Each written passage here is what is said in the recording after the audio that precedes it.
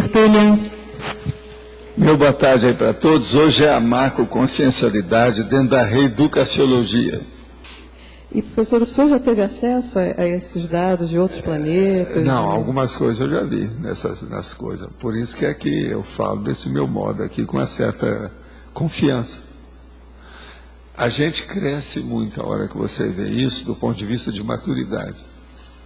É como se a pessoa entrasse lá com 50 anos e ela sai com 300 de idade. Muda tudo.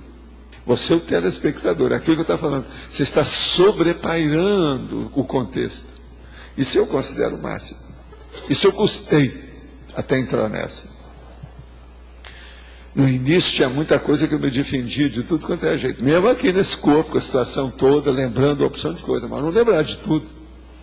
Até que chega um ponto que passa o gargalo, né? Aí você defasa, aí você vê as coisas todas, então vamos devagar. A primeira coisa, você perde um monte de conhecimento, né? Tudo vai por água abaixo, tudo rola. O vento leva, e o vento levou, tudo. A maioria das linhas de conhecimento, de cognição, tudo você perde. Você já viu o meu ceticismo suave que eu tenho, né? É um ceticismo otimista, mas não é ou não é? Você sabe disso. É duro, a hora que você vê essa situação. Agora veja. O pior da história é que eu vi isso tudo dentro do movimento espírita. Eu não podia fazer nada. No início ainda tentei, depois não dá. Então a primeira coisa, não adianta nada você querer colocar o carro diante dos bois. Isso o senhor diria que a condição de pré-mãe foi fundamental para essa... Não, comigo isso aí me ajudou para ver o processo que nós estávamos estudando, que foi o dele também. Onde nós aprendemos mais um e outro foi na questão da psicossomatologia, é o psicossoma. Agora, isso é uma coisa muito interessante, é o seguinte, que eu, garoto, estudando lá as aulas de moral cristã, que era o catecismo espírita, eu comecei a estudar aquilo, então com o professor Alípio, com o Tio Vital, o povo tudo que mexia com aquilo, que conhecia bem, que já tinha lido tudo quanto era livro de Allan Kardec. Então, eu queria saber o negócio do perispírito. Então eles falaram assim, não, o perispírito não dá certo, a pessoa não pode sair de um planeta e vir para o outro, porque é diferente, que não sei o quê, não sei o quê. Eu falei assim, não é nada disso. Das coisas que eu sei, não é nada disso. Agora, eu era garoto.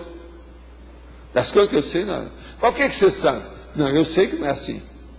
Então, veja, eu já tinha uma ideia arraigada, enraizada dentro de mim, sobre o processo, que isso tudo... que o perispírito é transfigurável. Allan Kardec falou o contrário. E aí eles iam me mostrar o livro de Allan Kardec, que estava falando, isso foi que eu debati o negócio com eles. E o meu debate era o seguinte, eu pegava meu livro, anotava e ia lá falar com o Tio Vital. Ele estava lá fazendo as cafeteiras dele, e eu falando, mas veja, está aqui, está aqui no livro do Allan Kardec, isso aqui não está certo. Aí ele falou assim, não, meu filho, mas não é assim. Aí ele ia ponderar comigo. Você precisa de ver o outro livro que está falando mais isso. Vamos ampliar essa ideia.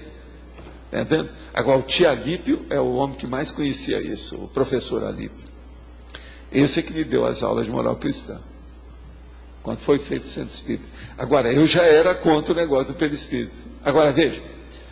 20 anos, eu passei 28 anos. Mais de 20 anos depois, eu tinha aquela ideia por todo lado. Você não podia estar falando nada. Mas dentro de mim eu tinha convicção plena daquilo, sabia da opção de coisa e tal. Agora, uma das coisas que eu falava muito no movimento espírita é sobre desdobramento, que era a projeção consciente, que eu vim para estudar o negócio primeiro, né? Mas mesmo assim não pegava, porque espírito é só aquele que se comunica. Você é espírito, reencarnado, isso não vale nada. Você é espírito de médium, médium não vale nada. O que interessa é aquele que comunica. Quer dizer, uma bobajada. E eu aguentei aquilo tudo, fazer assistência, estudar.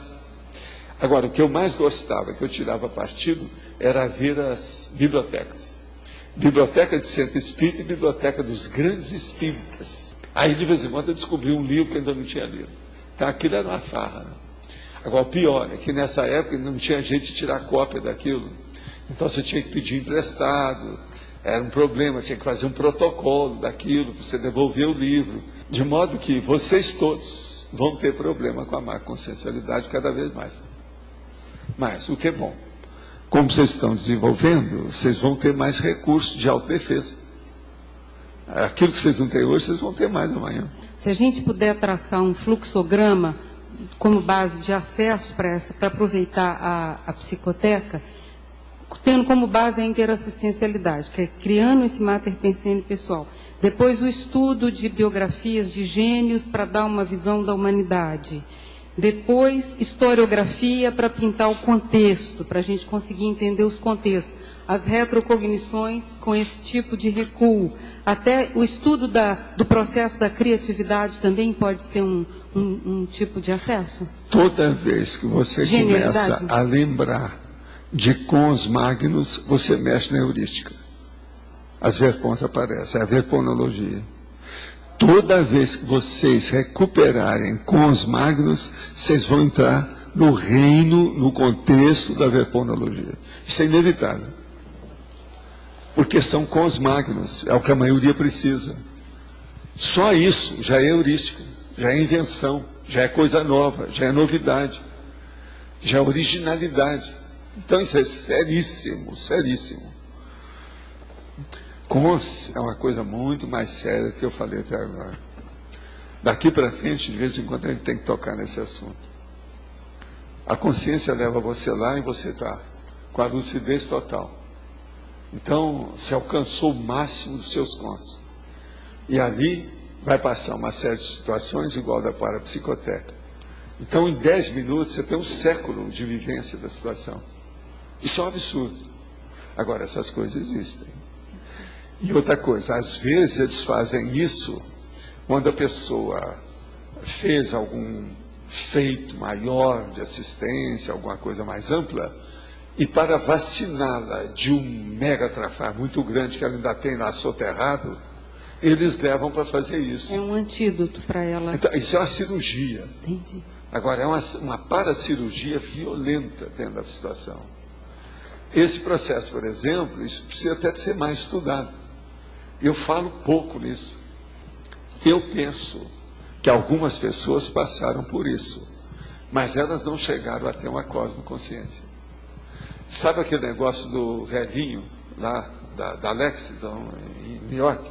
Para mim, ele passou por isso. As perguntas que ele fazia para mim, ele virou para mim, uma das perguntas, ele virou para mim e falou assim: vem cá, você está fazendo com que eu conceba ideias que eu sempre quis ter. Isso é assim, em minutos. Quer dizer, eu estava desencadeando nele processos desse bolsão que ele deve ter passado. Agora, foi por isso que eu queria voltar a conversar com ele, etc. Tal, mas foi tarde. Nesse caso, ele estava recuperando com os magnos naquela hora? Tá. Eu tenho certeza disso. Uhum. Agora, acho que esse homem, pelas coisas que eu vi com ele, ele tinha. As inter-relações dele, associações de ideias, eram espantosas.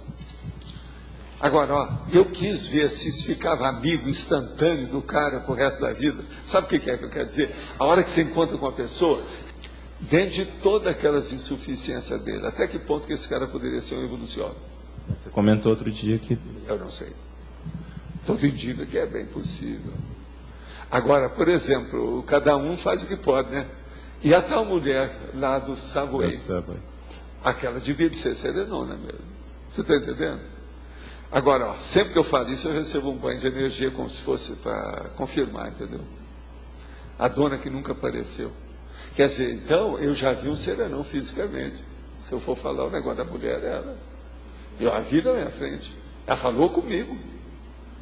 Quer dizer, então é um serenão. Agora, veja, não me deu chance para nada.